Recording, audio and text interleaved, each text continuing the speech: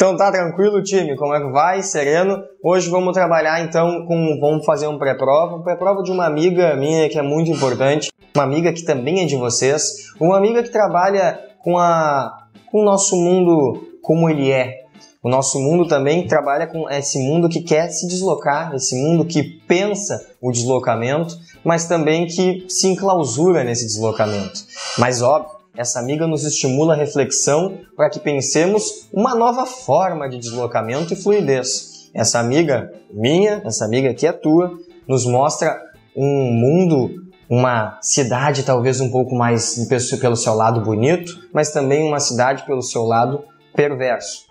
Essa nossa amiga também nos dá as belezas da natureza e as falácias de vivermos em uma natureza sem planejamento.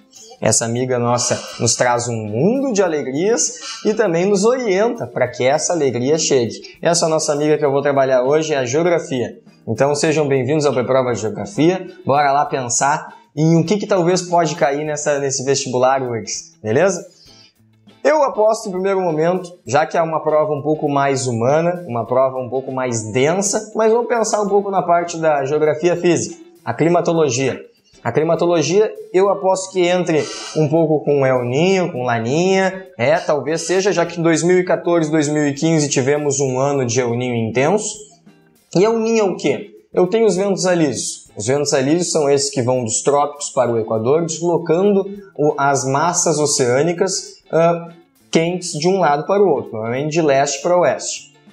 E em anos de El Niño, eu vou ter o quê? Esses ventos alísios diminuem a sua intensidade. Diminuindo a intensidade, o deslocamento da água quente vai ser desigual, vai ser anômalo. Normalmente a gente fala, eu tenho um aquecimento das águas do Pacífico. Na verdade não, eu tenho um deslocamento das águas quentes no Pacífico, no Atlântico e no Índico. Então, atenta para isso, o El Niño vai ser essa diminuição da intensidade dos ventos alísios e isso vai implicar em várias consequências. Que consequências são essas? Um aumento de chuvas em algumas localidades, diminuição da pesca na região do Pacífico, aqui, com o Peru, diminui as chuvas no Nordeste brasileiro e aumentam as chuvas no Sul e no Sudeste. Então, aí, galera de São Paulo, vai se preparando que o Tietê vai transbordar. Depois, o que eu posso pensar em climatologia? Climogramas. Aqueles gráficos complicados? Sim, é possível que venha. Então te prepara. Climograma é o quê? Eu vou ter uma linha que vai expressar a temperatura e as barras e colunas que expressam umidade ou precipitação. Então, entender que eu tenho mais umidades ou menos umidades em alguma época do ano vai representar que eu tenho estações secas. Tenta imaginar quais são a espacialidade no globo em que eu tenho estações secas. Entender também que eu tenho quedas de temperatura em algumas épocas do ano significa um inverno. E inverno, por exemplo, em maio a julho, vai ser em que hemisfério? No hemisfério sul. Então relaciona isso, com certeza vocês vão conseguir achar as localidades e fazer as relações. Pensar em geografia é pensar a interação da sociedade com o meio ambiente, com o planeta Terra. Então, a transição demográfica vai ser muito interessante e vai expressar muita coisa em relação ao nosso planeta. Por exemplo, quando eu tenho quedas da taxa de natalidade, da mortalidade e aumento da qualidade de vida, provavelmente eu estou tendo uma transição demográfica, que sai do meio de vida agropastoril, do meio de vida rural, para o meio de vida urbano. É meio evidente. Na nossa mídia, a gente observa muito a expressão da sociedade. Por quê? Meio de vida rural, muitos filhos? Muitos filhos. Eu tenho um aumento da taxa de natalidade, também eu tenho aumento da taxa de mortalidade infantil, pela baixa da qualidade de vida, saneamento básico, faz as relações. Então, o meio de vida rural vai ter essa relação com a sociedade. Hoje, claro, com o meio técnico científico formacional, aumento da fronteira agrícola, maior tecnologia, talvez eu tenha uma mudança nisso, mas a agricultura familiar ainda carrega essas nuances, esses estigmas. Fronteira. Tem que se apostar muito isso. Eu aposto muito que fronteira vai aparecer muito na prova URGS 2016.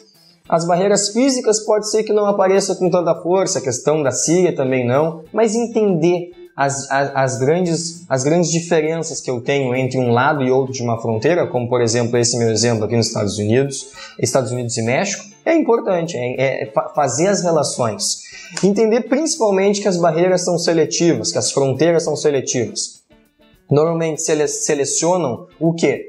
Seleciono fluxos de mercadorias, serviços e informação, mas eu principalmente barro as pessoas, ok?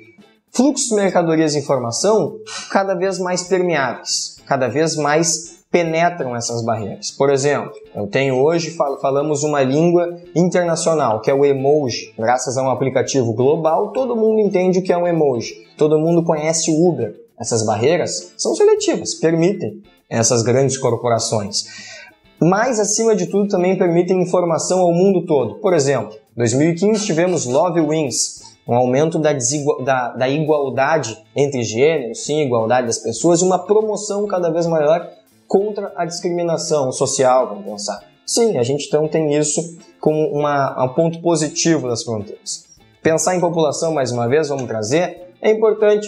Teve matéria na Veja, matéria no Fantástico, apareceu muito o aumento da geração PET, aumento do consumo, aumento dos gastos da família brasileira com o PET. Isso, obviamente, está relacionado ao quê? Queda da taxa de natalidade? Sim, mas também aumento da expectativa de vida. A terceira idade agora passa a englobar um nicho de mercado importante na parte do turismo, na parte do crédito. Isso nada melhor expresso do que em população. População e as pirâmides etárias revelam muito isso. Um estreitamento da base diminui as crianças e um aumento do seu topo cada vez maior. Deixa de ser pirâmide, passa a ser uma torre, porque até a população economicamente ativa, a população trabalhadora também tem grossão de aumento. Mas calma, o planejamento também vai ser trabalhado, eu imagino. Porque cada vez mais precisamos planejar a previdência social, planejar questões de espacialidade urbana, onde moram os nossos idosos, onde moram os trabalhadores que podem migrar pendularmente ao longo de um dia. Essas são as relações que a gente pode construir com essas imagens. Questão fundiária brasileira. A agricultura cai com peso. É bom entender a grande diferença de agricultura familiar e agricultura de exportação, agricultura do agronegócio. Qual é a diferença? Quando a gente fala que o Brasil é um dos maiores produtores de alimento, ele não é o maior produtor de alimento para a sua nação, ou o alimento que vai à mesa da civilização. É aquele alimento que vira ração animal, aquele alimento, então, que é meio que um fetichismo de mercado. O alimento que vai à mesa do consumidor brasileiro, que vai à mesa da nação brasileira, ele está presente em menos de 10 hectares ou de 10 a 100 hectares. É a pequena propriedade rural, é a agricultura familiar. E entender essa desigualdade dos estabelecimentos é imprescindível. Entender que eu tenho muitos pequenos módulos rurais e grandes áreas rurais ocupadas por latifundiários, pela grande produção do agronegócio. Vê essa desigualdade, compreende isso, fechou. Temos aí uma grande expressão do agronegócio ou da agricultura no Brasil. Por fim, urbanização. A urbanização, a taxa de urbanização cada vez mais crescente no mundo globalizado. Além de mais crescente, cada vez mais concentrada em grandes centros urbanos e na zona costeira mundial.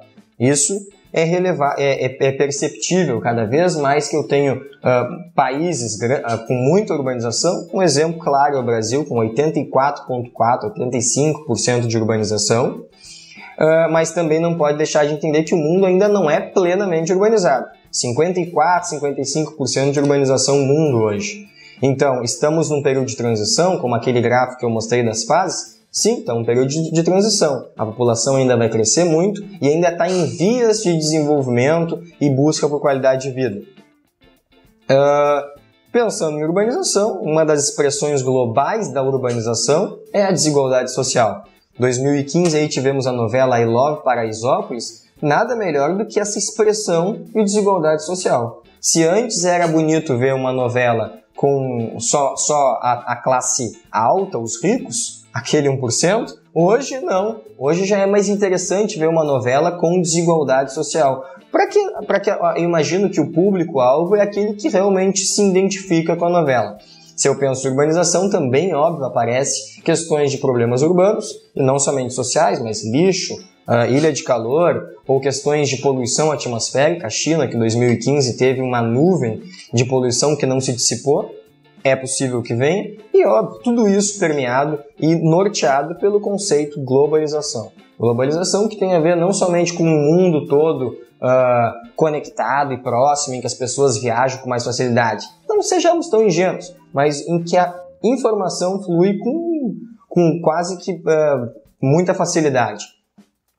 Uma globalização que hoje expressa que falamos uma única língua no mundo todo. E essa língua é a língua do consumo. Não há quem não entenda hoje no mundo passar o Visa, passar o cartão de crédito. Ou entende o valor do dinheiro, o valor, a necessidade de consumo. Então isso é globalização. Eu acho que essa ideia de que todo mundo está buscando ou querendo um padrão de consumo. Xodó da URGS e Rio Grande do Sul, somos uma prova bairrista, uma prova que busca entender o seu espaço mais regional, mais local. Eu aposto nisso. Grandes centros urbanos, grandes aglomerados urbanos. Aglomerados do Nordeste, Caxias do Sul, Litoral Norte, Sul e Porto Alegre, óbvio e importante. Essas centralidades que vão marcar especializações e espacializações dos seus locais. Por exemplo, região de Caxias, forte na indústria. Região de Rio Grande, transporte pela questão naval, e Porto Alegre, serviços. Litoral Norte como segunda residência ou crescendo residência fixa. Ok? Por último, mas mais importante, eu acho que a linha forte junto com globalização, vamos pensar o que foi muito discutido no ano de 2015, tanto na mídia quanto na academia, na universidade, que é essa questão do 1%, aquela questão dos 99% da desigualdade social, 99% pobre, 99% à periferia, à mercê do consumo, e 1%, aquele 1% rico, dominante e influente no mundo todo. Desigualdade social, eu imagino que seja o carro-chefe das discussões ou das questões que aparecerão. 99% periferia, exclusão e margem do consumo, mas aquele 1% rico, dominante ou produtor rural grande, latifundiário. De forma básica, eu imagino que essa vai ser a linha de abordagem da URGS 2016, mas por mais que tenha parecido intenso, eu tenho certeza que na tua vivência, na tua observação de mundo, na tua observação de paisagem urbana, na tua vivência como estudante, com certeza tu consegue criar as relações. Então, meu time, boa prova, é isso aí, brilha muito na URGS e não esquece, o Análise está aí contigo para te apoiar no que for necessário.